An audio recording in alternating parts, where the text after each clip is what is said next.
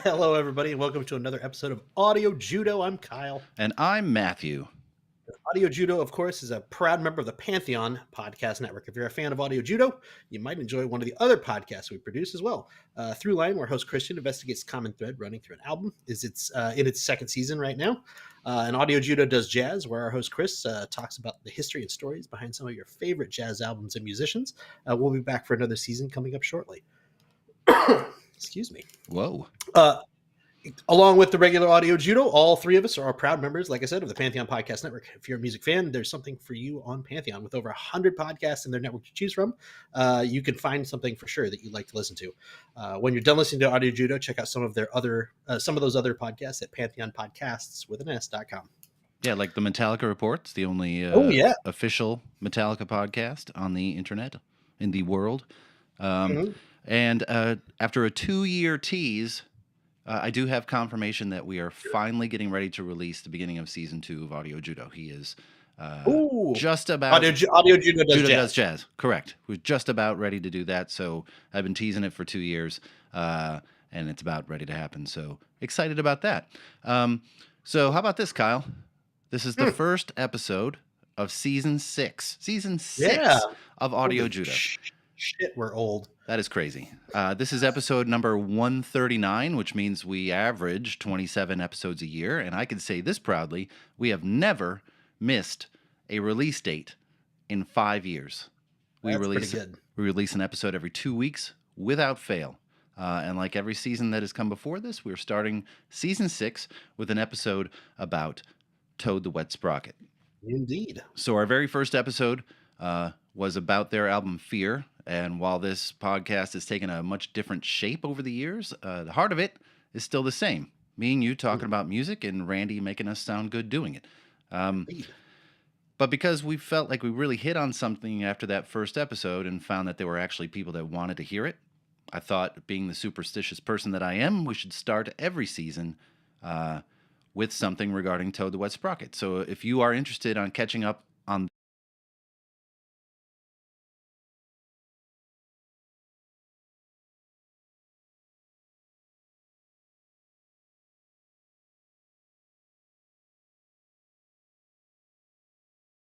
there's a really great interview with Glenn Phillips during the middle of the pandemic, which was quite interesting. He had a lot of very cool things to say about the political landscape at the time.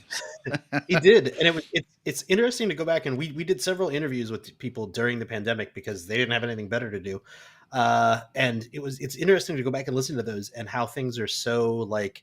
That's like the number one thing that we have to talk about for a few minutes of every one of those interviews. No matter how hard we tried to steer away from it, we had to be like, so what are you doing now that you're home all the time and you can't go outdoors? Like, right. How you holding up?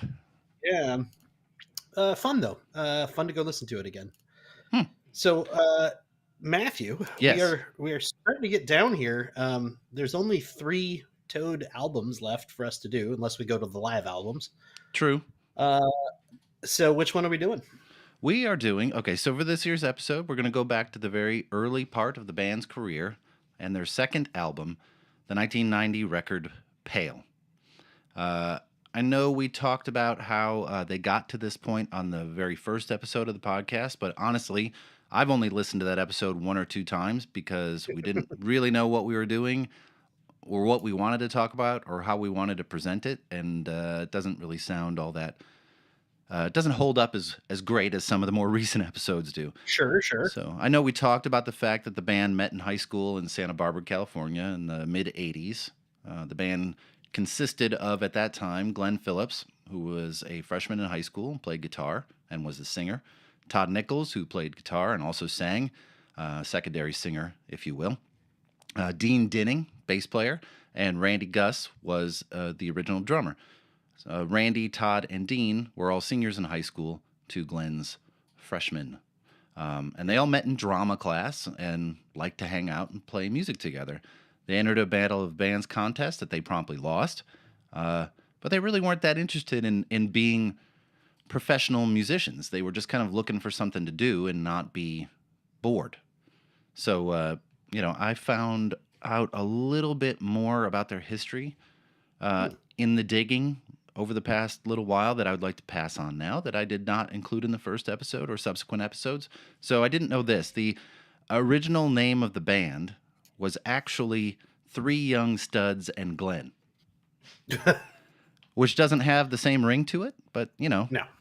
it's effective, I guess. And It is long though. It is long. Like Toad the Wet Sprocket? Exactly. Three Young Studs and Glenn? Yeah. That's always the thing about Toad the Wet Sprocket that stands out to me is it's like a whole phrase. It's not true. just like, it's not a band. Rush. It's just it's not Rush Kiss. or Styx or whatever. It's like a whole phrase. Yeah, that's But weird. interesting that they also started with a phrase of a band name. So they started rehearsing at a storage unit that was about 15 miles outside of Santa Barbara that were owned by a 70-year-old businessman named Sid Gorin. Gorin is sometimes referred to as the godfather of the Santa Barbara music scene because he used to rent out all these units almost exclusively to bands as rehearsal space. And he did it at like these dirt cheap prices. Besides Toad, he rented to bands Ugly Kid Joe, that we know, I Hate Everything I Hate About You, and a band called Overdrive. But the band eventually began to get gigs, without pay at a local place called The Shack. So according to Randy Gus, the owner would pay acts with free beer and peanuts, but because the entire band were too young to drink, they played for peanuts. No beer. You're telling me they literally played for peanuts? Literally played for peanuts. That's not just a turn of phrase. They played for peanuts. They caught the attention of a local musician named Brad Knack, who introduced them to a man named Chris Blake, who became their first manager. The band, through another quirky little thing, had huge amounts of original material almost off the bat. Not because they were super gifted songwriters at the very beginning, but because they had no ASCAP standing, American Society of Composers and Performers. So they weren't financially viable, so they couldn't play covers when they played at the Shack. They weren't allowed to. So they had to write original material if they wanted to perform at the bar. Wow. So all of a sudden, those two things are kind of turning on one another. They're coalescing, that seems to be the word of the moment. So the six of them, so the four members of the band and Knack and Blake, produced Toad's first album, Bread and Circus, in a garage studio for $650. Sales of that album, which was sold at counters in the Santa Barbara area, and they sold them all over the place, and word caught on that the band started to migrate down to Los Angeles and start playing live down there as opposed to Santa Barbara. And at one point, there were 5 or more industry executives who were attending their shows at a time. Like, they were playing several nights a week, and they had 4 or 5 music executives at each show. So there's a buzz. There was a buzz growing about them because they were playing all original material. And they used the money from selling their cassettes to finance the next album, which is the album we're going to talk about today. That producing this album cost them $6,000 as opposed to $650. And technically, it was recorded even before Bread and Circus was released nationally. So these two things are there's a lot of strange timelines going on. Yeah. Well, on top of that too, when they started recording Pale, when they were in the studio is when they officially signed with Columbia Records. Yep. So the recording was like almost complete, is what I understood from some of the stuff I was. Originally there were some vague they were recording, but I did finally find somebody said that they were almost done recording. Yes. But one of the things that they negotiated pretty hard with Columbia Records, and one of the things that they decided on in those negotiations was they did not want to re-record Bread and Circus, and they did not want to re-record Pale. They wanted it to have that sound, that unique sound of like, this is a very indie record. This is how it was recorded. I think that's really cool. Yeah. The licensing deal was basically Columbia Records was going to give them $50,000 for each record. And they chose Columbia not because they were going to give them the most money, but because they were going to release both of those records with no changes. Like you said, there's no additional production, and they just wanted it bare bones. And right after the release of Bread and Circus, they immediately went on tour with the B-52s, and that would have been around the Cosmic Thing tour, right? Yeah. So that's the B-52's biggest record, so they're definitely getting some publicity from that. And then they went on tour with Debbie Harry from Blondie, and then they went on tour with Michael Penn. Michael Penn had a string of hits in the late 80s, early 90s. He was married to Amy Mann for a while. Oh yeah. So they began to get this nationwide following, just from being exposed to these tours and a little college radio here and there, right? So Pale was released on January 16th, 1990, and went relatively unnoticed by the music industry. Not so much the fans, but the music industry, which was kind of still in the throes of hair metal at the time. Yeah. It was frankly a really weird time in music. The album didn't chart. The first single did eventually chart, number 27 on the modern rock chart. The album was recorded at a place called Paul and Mike's Recording Studio in Los Angeles, studio owned by Paul DeGray, who would go on to produce like a whole bunch of Weezer material. Big guy for Weezer. Go ahead. I would say it was produced by Marvin Etzioni. Yeah. The former bassist for the band Lone Justice, who's also known as the Mandolin Man. Yeah. He's an amazing mandolin player, and a lot of albums where you hear like a mandolin is sort of like a session musician, somebody that steps in. He's the guy that did it. So, yeah, it was. He's produced albums for Counting Crows, a band called Voice of the Beehive that had a brief brush with fame in the late '80s that I actually thought was really, really good. They had one really just great record, and then they just fell off. Marvin is the founder and bass player for a band called Lone Justice. I contacted his people multiple times to interview him for today's episode with no response. So what can you do? That's I tried. A bummer. Marvin, if you're listening, we'll still talk to you. Yeah, that would be great. But because they had a producer instead of just them and their manager, they were clearly looking for a more polished sound. And while, yes, the sound on this record is clearly better than the first album, the quality is still muddy in places. It's a very simple production. But they were still kind of recording live with minimal overdubs. It was still kind of like a band on the floor, as much as a live recording as you could get. You talk about the album artwork for a minute? Yeah, sure. Art direction by Mary Maurer and Nancy Donald. And photography by Alan Messer. Alan Messer has a long history of photographing famous bands and musicians. He's done some amazing work all the way back to he was, no offense to him, he's older than I expected him to be. He was born in the early 50s. Yep. And I expected his work because he's still working. And I was like, oh yeah, if he's still working today, he must have been born in like the 70s or 80s. No, he was born, well, I guess 70s to have photographed them. But he's still working today. He still does tons of rock and roll photography to this day. He hasn't retired or anything, and it's amazing. Yeah. The album cover itself is very 90s. Yeah. It matches it matches the content, though. It very much does. Suitably muted and kind of obscured. I tried really hard to track down original vinyl for this, but the cheapest I could find was $250 because Ooh, it's been out of print for so long. There were yeah, promises of a reissue that never materialized. Um, yeah. I but read about that.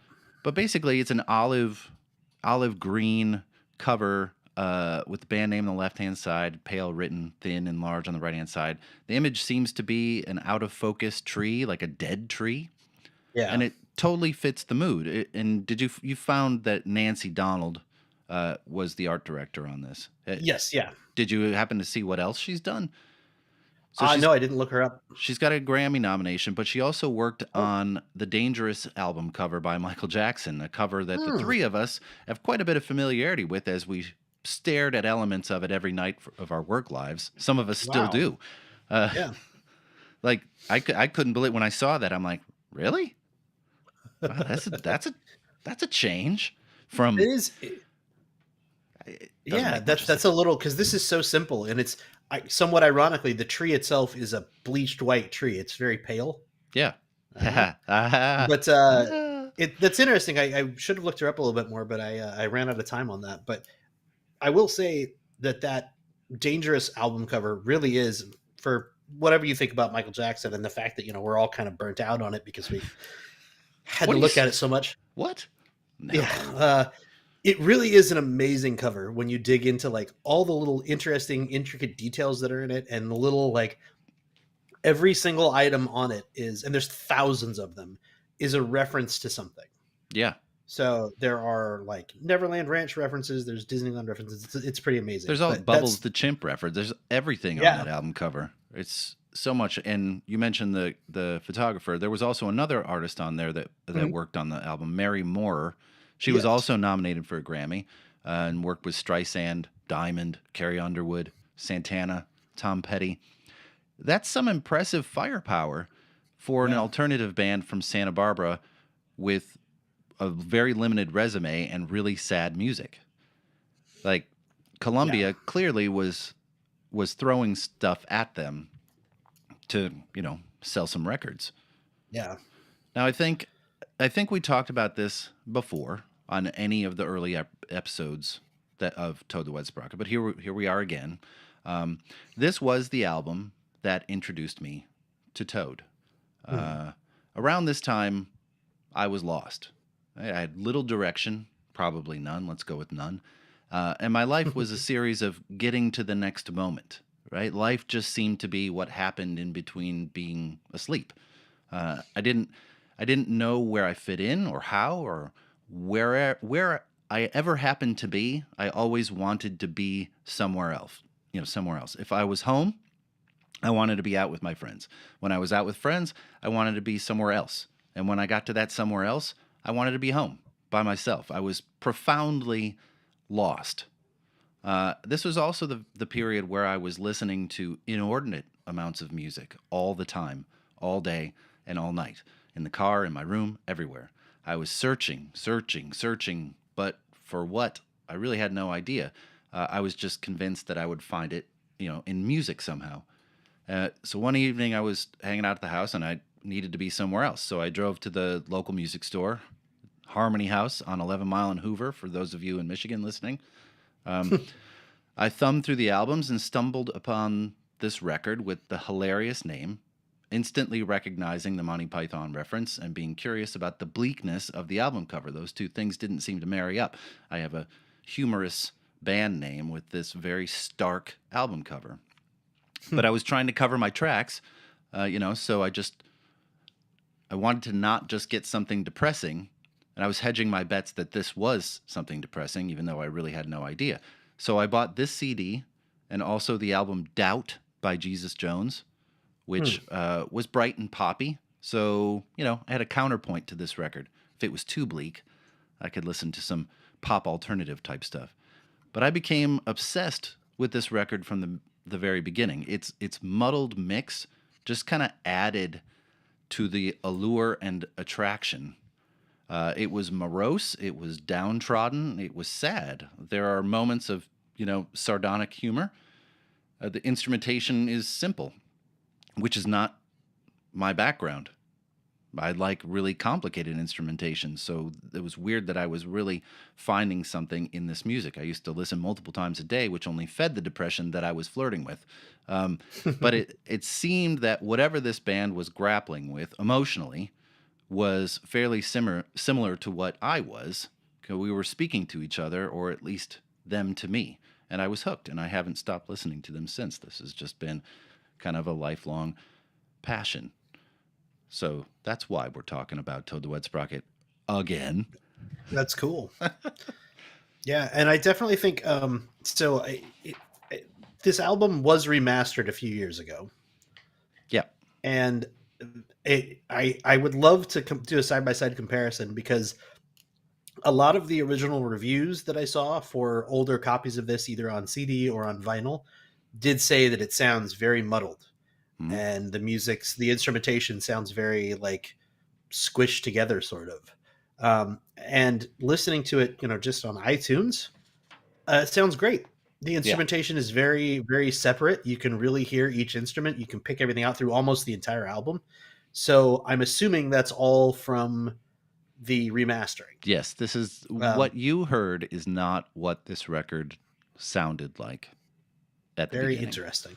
Yes. So then that makes me want to ask the question: Mm. which do you prefer? Uh, I prefer the way it sounds now. Because it is easier to pick out what he's saying. I Hmm. don't necessarily need the lyric sheet anymore to understand what he's saying. And certain instruments that were lost in that muddled mix are definitely easier to hear now, which I can appreciate. The acoustic guitar, which was always there, is just it's a lot more isolated, and it sounds prettier. It's cleaner, and I appreciate that. The drums I don't think benefited at all from the remaster. They're still pretty muffled, pretty lost, but everything else seems to have gained some clarity. Yeah, interesting. Yeah. But if you have nothing else, we'll take a little break and come back and do a track by track. Yeah, sure. Sounds good. Yeah, right. We'll see you in a second. Today's show is brought to you by Atomic Podcast Services. Are you tired of spending hours hunched over your computer struggling to edit your podcast episodes? Do you want more time to create instead of editing? Well, we have the solution for you. Introducing Atomic Podcast Services, a premium podcast editing service that will take your show to the next level. With Atomic Podcast Services, you can say goodbye to tedious editing tasks and hello to a polished, professional-sounding podcast. They will expertly enhance your audio quality, seamlessly remove background noise, and ensure every episode sounds crystal clear. But that's not all. As part of their premium service, they will also help you with ID3 tagging, scheduling, and posting of episodes, and for a little extra, even create engaging audiograms to promote your episodes on social media platforms. There's even a discount if you subscribe to their monthly services. With Atomic Podcast Services, you'll have more time to focus on what you do best, creating incredible content. So why waste another minute struggling with complex editing software? Let Atomic Podcast Services take care of the technical side while you focus on captivating your audience. Visit their website at atomicpods, that's pods with a Z.com, to learn more and book your editing session today. Hello, this is Matthew from Audio Judo. Are you looking for additional Audio Judo content? Stuff that will make you laugh with an emphasis on music? Then you need to subscribe to our Patreon page, and this is how you do it.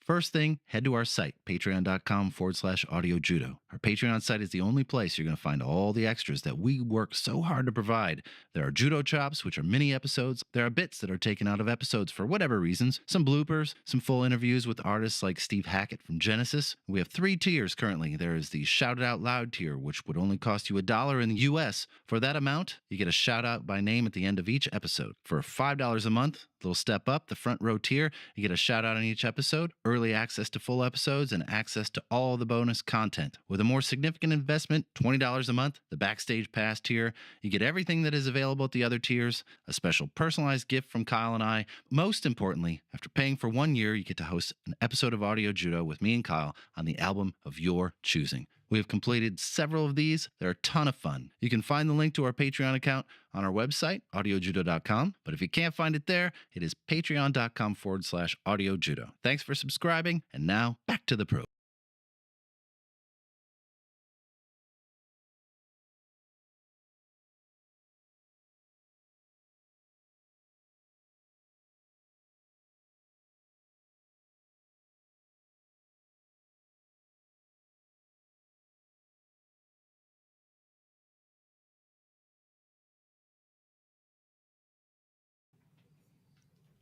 Hello. Welcome back. Yeah, I guess we're back. Yeah. Go ahead. I would say Torn. Torn. Torn. First song, and the album it opens with the sound of a creaking door. Mhm. I don't know if that door is being open or closed. It's impossible to tell. But I've always liked to visualize that it was being opened, like this is a look inside of Glenn's head. Oh, I like Right? that. And the drums are muffled, but the acoustic guitar cuts through very nicely. I would see this. I see this every time I sit down to research. That Toad is referred to as a jangle pop band, and they compare them to REM or Aztec Camera or some others, and I don't see it. If your only basis for that categorization is the guitar sound, then you're kind of missing the whole point, I think. Yeah. That term or subgenre is supposed to be based on the sounds of melodies because it is a reference to melodies that were written in the 50s or 60s, and I just don't hear that in their music. These are unique melodies. They're simple, but they're very unique, the way they structure and phrase a song. It sounds like this.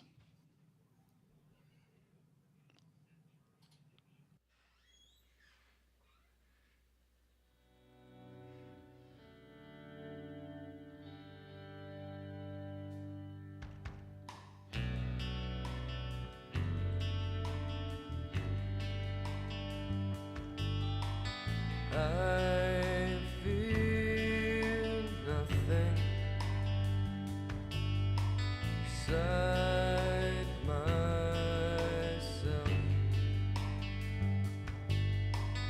Please don't watch me.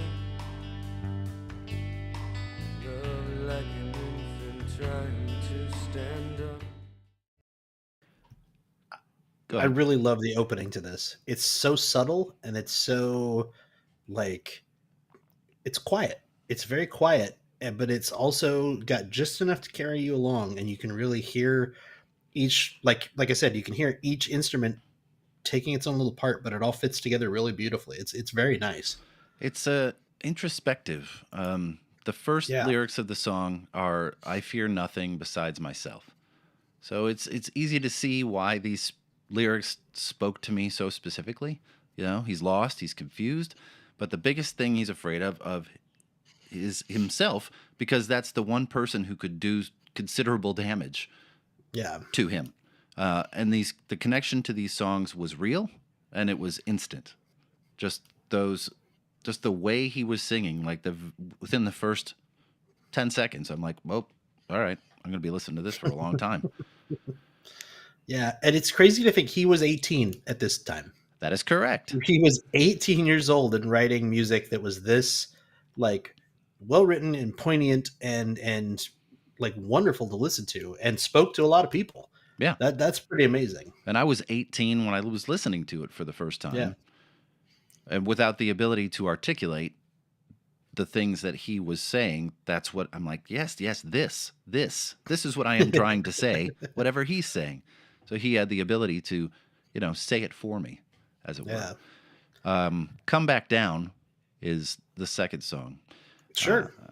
And like I mentioned, this was the first single. Go ahead. I would say this was the first single. Sorry, I didn't mean to interrupt, but No. went to number 27 on the Billboard Modern Rock Tracks chart.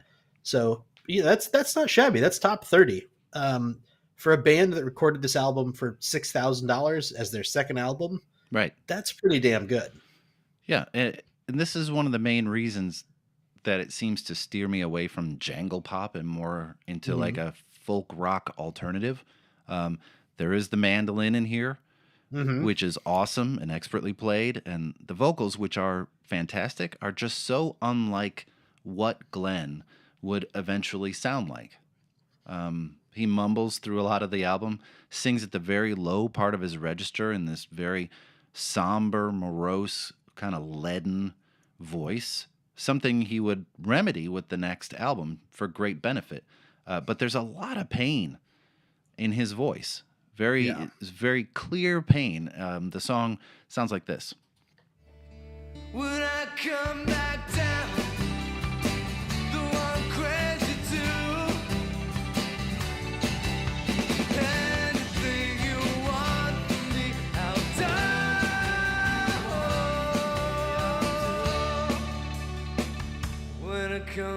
upside down. Hey Joe, could you spare a buck? I could use some food. What a laugh. One more 2 hours, and it's back again, laughing at my heels. So this song seems to be about addiction. And my feeling is that it isn't necessarily about Glenn or anyone in the band, but someone they probably knew. As far as I know, none of the guys in the band have ever had any hardcore drug issues, and if they have, they've kept that shit under wraps really, really well. I know Glenn has spoke about sometimes using like antidepressants that he was prescribed because he had serious bouts with depression, but not abuse, just medicating. And Go ahead. That's the direction I was going to go with it. Actually, is on the surface this sounds like it's a song about addiction. I think it's actually about his depression and taking the drugs to overcome the depression, but then feeling guilty, like I don't want to be taking these drugs. I should stop, and going back to the cycle of depression again because he's like, well, I don't want to take these drugs anymore because they make me feel wrong. So let me stop taking these. And then he ends up back in the depression cycle and then goes through that for a little bit. And then he says, okay, great. I have to get out of this again. I have to go and live my life. And he starts taking the drugs again and he gets a little bit better and then says, I don't want to do this again, and goes back to that cycle again. Yeah, I think that's a fair assessment. Yeah, he refers to, Joe asking to borrow a buck for some food, knowing that he's not using the buck for food. He's using it to get high, and then he'll be back in 2 hours to ask again, because that's the cycle that he's talking about. The 2 hours later, it's lapping at his heels again, kind of that wave of depression or wave of addiction coming back and back and back and back and back. And if you want a real treat, you can watch the video for this song on YouTube. Mm-hmm. If you haven't, Glenn was probably 19 or 20, and they're just so young in this video. He's got long hair. It's shot in black and white, and quite suitably for the tone of the song. It's raining the whole time. It's awesome. It's a perfect late 80s alternative modern rock video. It's chef's kiss. It's exactly what you'd expect it to be. It's interesting too because it's very like they're one of those bands that was just right on that interesting cusp of like things were changing in the music industry and things were changing in the sound that people wanted, and they were right ahead of that wave. And because of that, they were able to not only kind of ride it a little bit to their success, deservedly so, don't get me wrong, but a lot of the stuff, when you look back at it, you're like, I would expect that music video to be from 92 or 93. And it had to have been made in like 89 or 90 at the latest. Yes. And it's like, oh, so that's like 2 or 3 years before everybody else was doing that exact same thing. So this was one of the front runners to it. And I think that's awesome. I'm trying to remember if we actually talked about this phenomenon of this band before, but to me, it's like they got lost in music. You had grunge, and they weren't grunge. You had hair metal, and they weren't hair metal. They weren't doing any synthesizer shit. There wasn't a dance band. It wasn't Milli Vanilli. There were all these other moving parts around them, and here they are just putting out a solid record, putting out a solid record, putting out a solid record, and got lost in the kind of the melee where bands that sounded a certain way died off quickly. Yeah. And older bands were trying to reinvent themselves and then would kind of fade out and come back sounding different. They just kind of kept doing their own thing. And I think that worked to their benefit, like tremendously, because they were able to just kind of fade away a little bit and then come back with an album. And then they were just kind of lost in the middle, and they're still touring and still making records. Yeah. It's pretty amazing. I agree. Don't go away, Matthew. Don't go. I won't go. I'm going to stay right here. Oh, okay. Yeah. Right away, listening to this album, I knew that I loved the lyrics, right? I immediately had mad respect for the thoughtfulness of the lyrics and what they were saying to me specifically. But it was on this song that I realized how much I loved the way they made music too. The musicianship, the interplay between them all really began to shine for me on this song. And it's funny because after they broke up in the late 90s, like 97, Dean and Todd formed another band called Lapdog, and Glenn went and did some solo stuff. And while they do individually sound like themselves, they don't have the spark that made them Toad the Wet Sprocket. Even a band with such seemingly simple instrumentation still suffered from the lack of chemistry and friendship that was on display in their sound. You know, it's such a unique sound that even when they're not together and making music, it doesn't sound like them. And their chemistry sounds like this.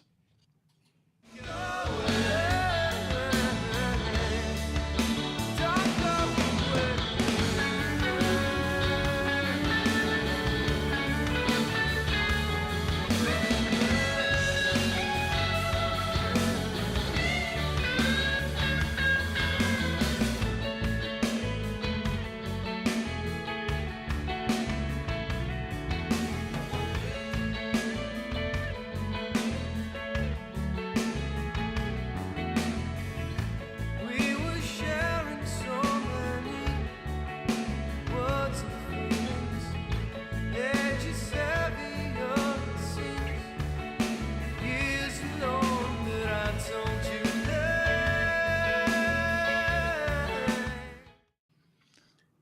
It's That gorgeous. sort of, it is, and that triple threat guitar is, I think, what really sells it, because you've got Glenn playing one, you've got Todd playing the other, and you've got Dean playing bass, Mhm. and they complement one another. They play off one another like almost perfectly in this song. It's amazing. One of I keep saying it's amazing for some reason. it's I don't know why. amazing. One of It's my amazing. favorite things is Heather and I have seen them a bunch of times in concert, and we always pay for the VIP experience, and we get to go backstage before the show when there's probably like 50 people there, and Glenn and Todd and Dean all come out with acoustic guitars and acoustic bass, just stand in front of you and play songs for 15, 20 minutes. And no place is that more evident than in those 15 minutes how their interplay works together, and how the bass line and his guitar line complement one another. It's so cool to watch. Even though I know exactly what songs they're going to do now, it doesn't matter. It still sounds fantastic. That's cool. And the first many times that I listened to this record, I thought that this song was about a lost love. Turns out that Glenn wrote this song about his friend moving away from the neighborhood when they were younger. And I think we can all relate to losing that kind of friend when you're young. You plan to stay in contact and all that, and then time just happens and they drift into the back of your memory. There are so many friends of mine that I have in my history and in my memory that I can remember everything about them. I remember their face, the look of their house, the kind of bike that they rode, and I can't remember their name. For that part of the memory just drifts away. That I have no recollection of what their name was, but we hung out every day for summers at a time.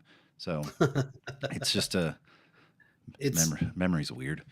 Yeah, I was about to say, it's weird how your memory forms, and you can remember things, absolutely vivid details about certain aspects of it, and then you're like, and then you turn around and it's just like white in your memory, and you're like, Yeah. wait, what the fuck was behind their house? Did they have a backyard? I don't know. It's just a big white. It's just a bright blob. I remember his BMX, but I don't remember his name. I love that bike. High on a Riverbed. High on a Riverbed. There's a lot of wordplay in that title. This song. So I love this song, but everyone everywhere for years and years has been trying to convince me that this is a song about drugs. I don't think so. Message boards that say riverbeds run through the bottom of rivers. Therefore, the only way you could be high on a riverbed is through mind-altering substances. Like, okay, literal guy. Read the lyrics. I think this is simply a musical choice about riverbed sounding better musically than riverbank, which would have made more literal sense. Interesting. It would have made more literal sense to say high on a riverbank, but riverbed does sound better. So in the lyrics, sometimes I'm standing here high on a riverbed, light breaks through, and everything feels good for a while. So to me, and I probably for you, I don't know about you, but this is clearly about those times during depression when you have some amazing moments of clarity and the fog clears up and you feel amazing, but then you go back to feeling shitty again. But those light shining through moments keep you going until the next one. It's not drugs, it's just relief. I literally wrote, I think this is when you're metaphorically at your high because you're actually at your lowest point. You are at the lowest point you can possibly be at, but then suddenly you have that moment of like, oh, actually, I know exactly what I need to do. And then when you try to execute, you either succeed and get the hell out of there, or you fail and you end up back down to the bottom again. Mm-hmm. Yeah, I don't think it's drugs. But either way, it sounds like this. I see myself sometimes. Vision is a mystery, half blind.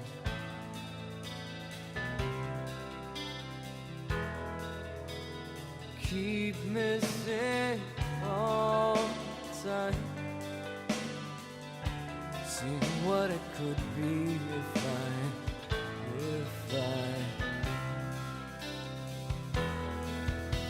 sometimes I'm standing here high on the bed that breaks through. Everything feels good for a while. How does Randy Gus make that fast little clicky guitar thing? Randy Gus is the drummer. Well, I know that. I'm sorry, I said guitar thing, didn't I? That fast little clicky drummer thing, drum noise. That. I think he was playing on the. That sounded like a hi-hat to me. I think he's just like playing 16th notes on the hi-hat. He's an excellent drummer. Every song on here is like a therapy session, or was.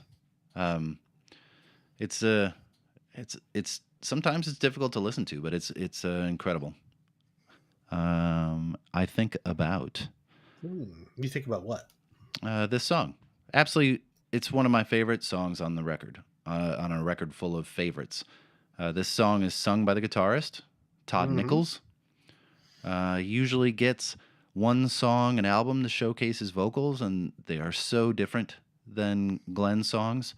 But this is the Mortality song for the album. There's usually one on each, and this one is fantastic. Very simply, there are two different things happening in this song. First off, the narrator is finding beauty in simple things like a bird flying overhead, but at the same time questioning his mortality, and if, when he dies, does the things he think about just go away? Meaning, does any of this matter at all? If everything in my head just vanishes when I die, what's the point of any of it, right? And if you've never had these thoughts yourself, what the hell's wrong with you? Because I think that's a pretty common thing to do. To me, it's a fairly common thing to wonder, like, oh, am I making an impact? And if not, what's the point? Because everything in my head goes away when I'm gone. I quite frequently break down in the street and scream to the heavens, "Mortality!" Just to remind myself what's going on. Well, the song sounds like this.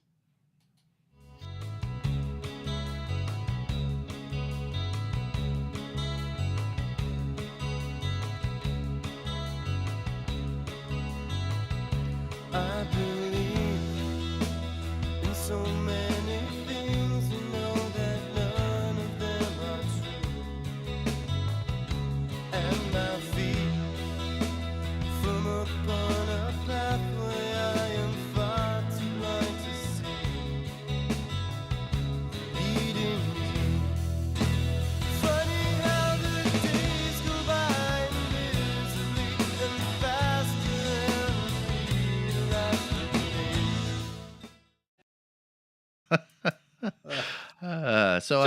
I love the. Go ahead. Oh, I was gonna say, I feel like this song has a little bit of the sound that they would kind of come back to in Fear, their next album. You can kind of hear it here. I don't know. It's something about the guitar and just the way that there's interplay in this song. It really fits with what, like, this song you could take from here and put on Fear and it would fit perfectly. I can see that. I absolutely love the drum part on this song. Played so well by the drummer, Randy Gus. The drummer, not the guitarist. Randy was with the band from the very beginning until right after New Constellation, the album they released in 2013, when he couldn't continue touring for health reasons. He has osteogenesis imperfecta, or brittle bone disease. So it is absolutely beyond impressive that he made it as long as he did, playing the drums on the road for years. Right? Corporal Brown. What is up with this song? This song, I tried to find an explanation for this song. I could not find anything. So this is literally a song about presumably a corporal named Corporal Brown, who sounds like he gets a little drunk and punches his wife, and she dies, and then he buries her body. See, and I don't think. Okay, so I think there's. I guess that's the literal interpretation of it, of the lyrics. Dark humor, right? Mm-hmm. Song is about an ex-military man, Corporal Brown. He had a bitch of a wife. Their words, not mine. That nagged him all the time, and they constantly fought. And one time while the narrator was watching, Corporal Brown punched her, accidentally killing her, and then he drug her into the backyard to bury her back there.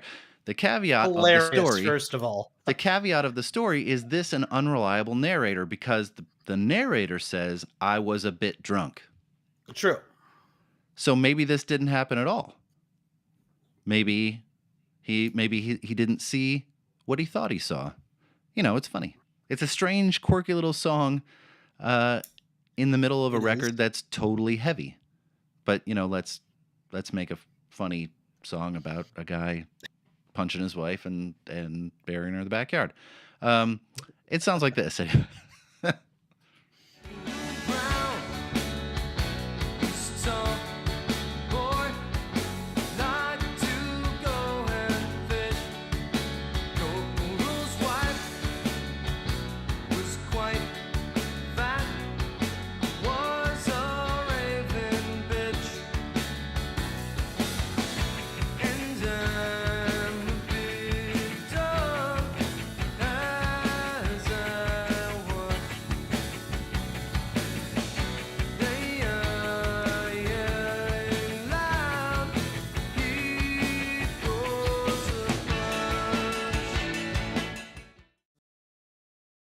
It's just a weird little song.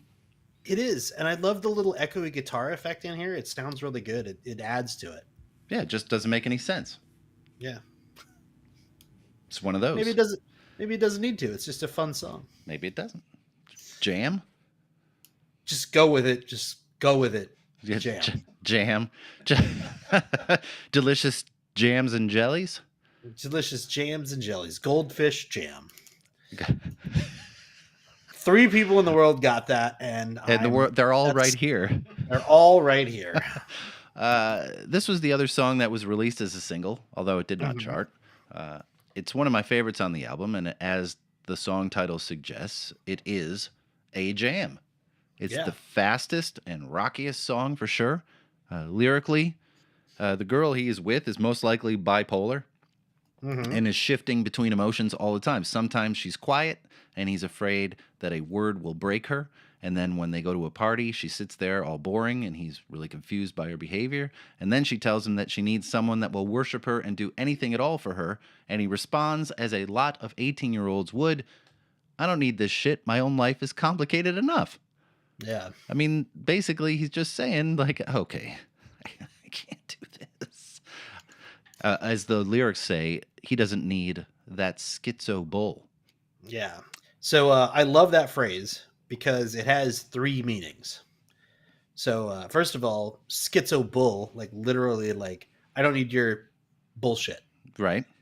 Schizo bull, as in, like, you know,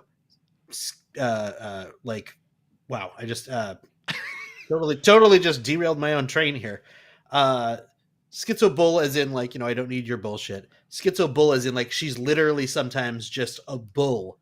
She's all over the place. She's knocking things over. She's acting weird and crazy. And then on top of all of that, there's a medical journal called the Schizophrenia Bulletin, which Ooh. is a peer-reviewed journal that's all about schizophrenia and the treatment and what the research that they're doing into schizophrenia, and it is often referred to as the schizo bull. Oh. Huh. Well, that's So, weird. Yeah. Well, it sounds like this. She don't need a schizo bull. Each one misses by so far they don't see it come. But whoever does, too long, too late this time. Too far, too great in my mind. Too long, too late this time. It's an interesting question. Someone just asked about whether this album ties into the concept of something being beyond the pale. And that is not something that I had ever considered, is like a concept of beyond the pale, although that would totally make sense. But I've never seen a reference to that phrase before in relation to this album. So maybe if we can get Glenn back on here, that is a good question. That's something we can ask. I feel like whoever it is that asked that probably would be like the type of person that would like pick out like the theme running through an album. Yeah, isn't So- it something similar to that? I believe that they would, Good. whether that concept or theme was Yeah. intended to be there or not. Yeah, That's what it kind of sounds like to me. I feel like it would be somebody pretty intelligent that would do that, but Yeah. Yeah, and we'll related. never know. We'll never know who it actually is, though. So Nope. And if you Unfortunately. needed, if you needed any more proof that this is a band playing live in the studio, you can hear them at the very end of Yeah. the song yucking it up. Jam. Jam. I miss maybe they're just yelling Goldfish Jam. They could be. I miss moments like that on records. Everything now is so contrived. We don't get moments of who cares if we're still recording business. It's kind of warts and all. Back then, Yeah. like, oh, we were rolling tape past the time we said we were going to stop rolling tape, and now we're going to put it on the record. Like, nobody does that anymore, do they? Well, probably somebody does.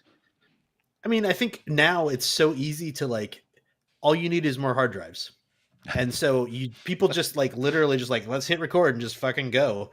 And then whatever comes out, comes out. But it's also now so easy to edit. And it's so easy. You're not cutting tape anymore. You're not actually editing anything. You're just It's slicing easy to shit on a manipulate. screen. Yeah, just grab Exactly. your So it's razor like- blade and go. Done. Yeah. And when that little magic piece happens, a lot of times they're like, oh, that's imperfect. Cut it out of there. It's not, it's gotta Or be we'll save it. perfect. We'll save it for next week's release, and we'll release another Yes. track that has that in it. And yes, we'll keep doing that. At Yeah. least one song at a time. Chile or Chile? Chile. Chile. So this is an interesting political song right in the middle of this album. It's Sure is. absolutely scathing indictment of the dictatorship of Augusto Pinochet. So if you don't know about Pinochet, he ruled Chile after a military junta in 1973 until 1990. Mhm. He was finally voted out of office, technically. But basically what he did was in 1973, he was the leader of the military. The military overthrew the government, the democratically elected government of Chile, overthrew the government, and he took over and basically installed himself as essentially a dictator, even though he called himself as president. Mm. 1980, a few years later, he basically rewrote the Constitution of Chile and said, hey, guess what? All the people that are in power right now are just going to basically stay in power. In 1988, finally, 56% of the population actually voted against him continuing to be a president. Not for a better president. They voted against him continuing to be the president. Mhm. And he stepped down in 1990, but actually continued to serve as commander-in-chief of the Chilean army until 1998, where he retired and became a senator for life under the rules of the Constitution, which he wrote himself. Isn't that crazy? He lived until With other 2013 people. with ever being held account for his crimes. Oh, he died in 2006. Was it 2006? Yeah. Oh. But Oh, yeah, yeah, he 2013.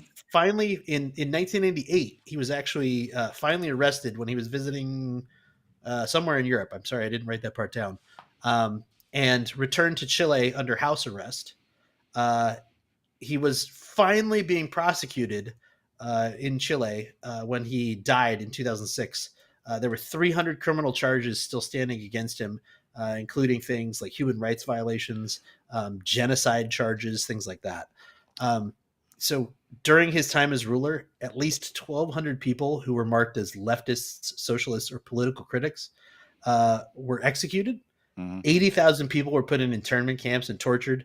Thousands more on top of that were also forced to hide. There were over 3,000 people who were forced disappearances. Weirdly enough, it was all partially funded by the United States government. Sure was. If you ever want to read about some of the craziest shit ever, read about Operation Condor. It is absolutely mind-boggling that we and possibly the French got away with what we did through the 70s and 80s and 90s in Central and South America. Yeah. It is shameful. Routine sadism was taken to extremes in his prison camps, beating with butts of guns, fists, and chains. One technique known as the telephone involved the torturer slamming his open hands hard and rhythmically against the ears of the victim until the person was deaf.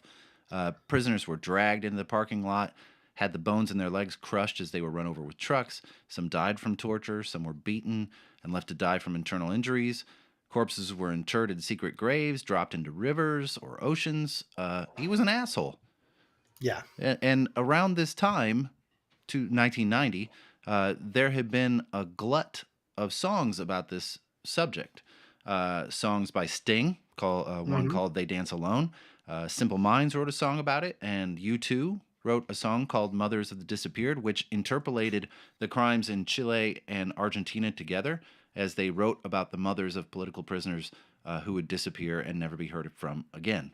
Then this song was only, this record was only released like 2 or 3 months before he was out of power. Yeah. So it was coming up on the heels of it. It sounds like this.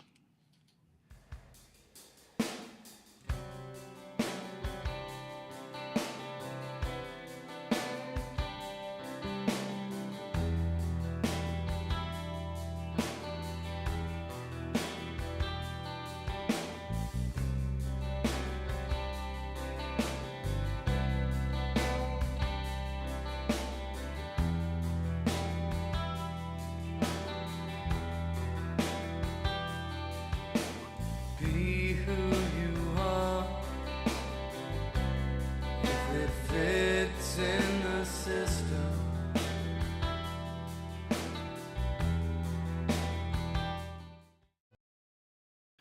Yeah, lyrically, he just has a way of getting these sentiments across so purposely, you know? He's saying you're free in Chile to do whatever you want so long as you understand that you'll probably be going to prison and doing those things in prison or while being tortured. And there's really no way out of it because the people that are supposed to be protecting you are really just protecting their own self-interests. Sound familiar? It does. Yeah, apropos of nothing, in current politics, obviously, the way that Pinochet took power in Chile, changed all the laws to keep himself and his cronies in power, and then murdered everyone who possibly stood in his way, is super terrifying and chilling.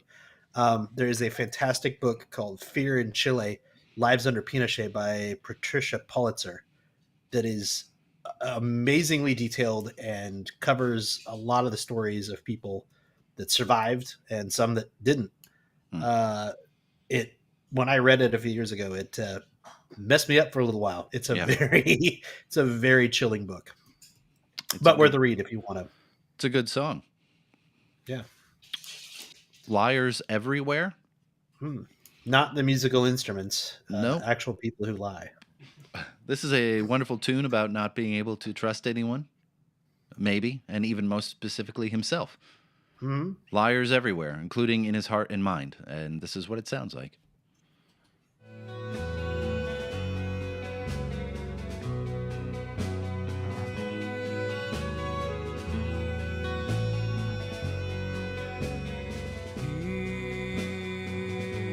in my mind,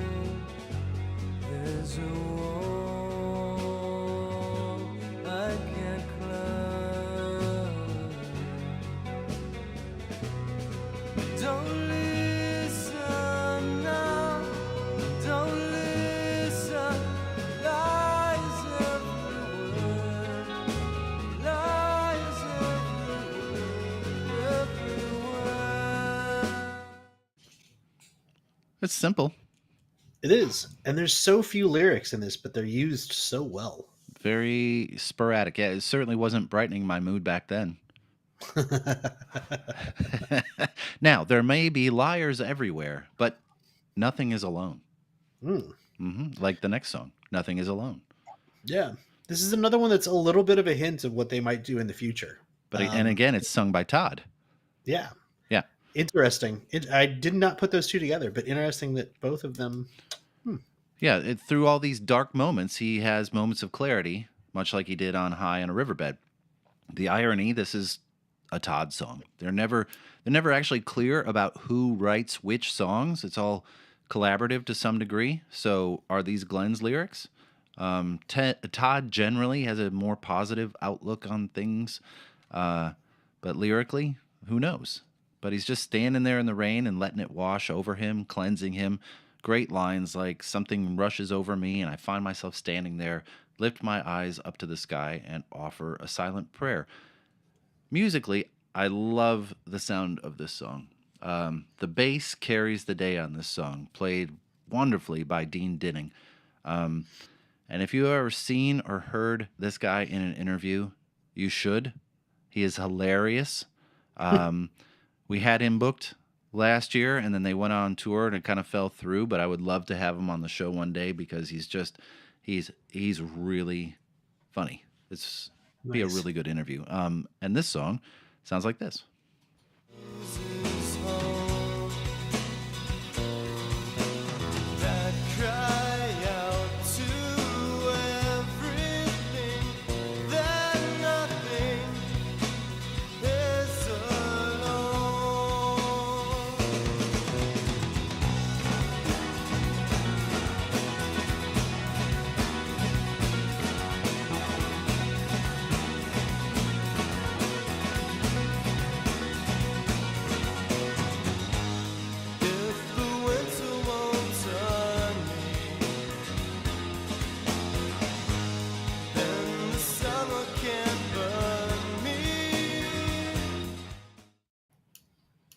Great bass work. It is. And this song has a little bit. The song has a little bit more of like a hopeful message to it, I think, than a lot of the other stuff on this album of slight depressing songs. Slight depressing songs.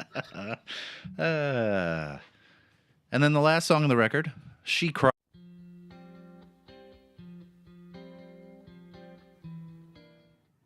Such a jazzy beginning. That actually worked there. We'll just leave it like that, but we'll come back to it. It's the prettiest song on the album. Probably most complete as well. It has a great story, includes some of the best lines of lyrics on the whole record. The strain on her heart, she believed a lying black heart painted with promises that he left on her floor with only the mirror to curse. It's quite simply about a failed relationship, but there are so many nuances in the music that this is one of the songs that I really didn't care about what the song was speaking to me about, because I was so captivated by the sound of it, because musically it goes in places that they'd never gone before. I know we heard 8 seconds of it. Let's hear some more.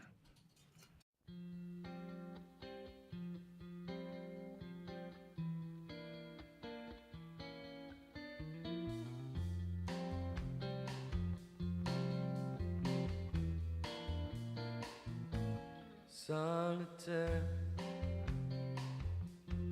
such a faithful game. She turns her cards,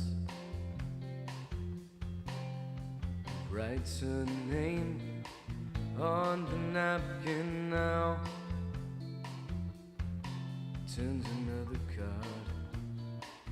She dreams about the house and romance he promised. Won't deliver. Has a real like Girl from Ipanema sound to me. I also think that this is a song that actually this was one of the real casualties of the original not sounding very good, because we were just kind of joking about it while that was playing, that on the original it was probably very muffled, the lyrics didn't come through very good, and the audio in the background probably was just squished all the shit. I think that when you hear this song the way that it's supposed to be heard, like this, I could see this have been a good single off this album and probably one that would have done a lot better. But because of the recording technology at the time and the way that they recorded it, it sounds squashed and muddled and Muted. This was muted. for sure. This was for sure it was pointing the band in a particular direction going forward. It seemed to be a new sound, maybe not vocally and maybe not sonically, but melodically. It seemed to be their sound maturing. And maybe because of where it was on the record, it was the very last track. Maybe this is them pointing in a new direction. Luckily, I found this record in December of 1990, so I would only have to wait like 6 months before Fear was released. So it was a quick turnaround. But I absolutely I love this record, and I'm glad that season 6 we get to start out talking about a band that has become very dear to my heart, and I absolutely love it. And we want to know what you think about this record. You can get a hold of us at Audio Judo. I did it again. Facebook.com/Audio Judo. Twitter at Audio Judo. Instagram at Audio_Judo. Or info@audiojudo.com. Or you can find us now at YouTube. You can go ahead and go to Audio Judo on YouTube. You just search for it. And I believe it's youtube.com/@AudioJudo8262 will take you directly to our page. Or you can just go to YouTube and search Audio Judo and find it. That's probably the easiest way to do it. Or you can go out into the street and drop to your knees and scream, and we will eventually hear it. Maybe. You want some shout-outs? Yeah. Yes, please. Shout out to our patrons, Diane and Simon C., our UK consultant at the Shout Out Loud tier. Thank you both so much. John R., Michael A. at the Front Row Seats tier. Thank you both so much. And Christian S., David W., Kristen K., Michael S., and Scott K. at the Backstage Pass tier. Thank you all so very much. We get to keep doing this podcast because of you. We have someone asking what happens after the last 2 Toad albums. Well, then we're going to have to get Dean an interview, maybe one of the producers an interview. Maybe we talk about Glenn's solo records, Lapdog's solo records. There's material out there. Don't you worry. Or just throwing this out here, we kidnap the band and lock them in a warehouse until they make another album. Oh, we could do that. Force them to make another record. Yeah, exactly. There's also a B-sides record that we haven't covered yet. Oh, yeah. In Light Syrup. We can talk about that one, too. There's plenty of material.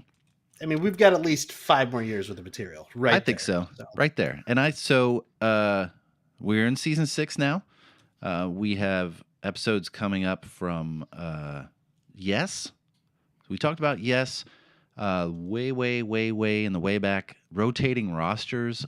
Oh, that's episode, right. Which may have been episode 3 or 5 or something like that. Way back time. But we're talking about a Yes album. Talking about Sex Pistols. There's some stuff. There's some stuff coming up that's going to be very exciting. And we look forward to joining you on the YouTubes as well as everywhere that podcasts are podcast. Other than that, we will talk to you in 2 weeks. Plus, you'll all actually get to see my Sex Pistols during the Sex Pistols album, so that's great. Hey, stand by for that. That might cost extra. Right. But we'll talk to you guys in 2 weeks. Until then, bye-bye, everyone. Bye.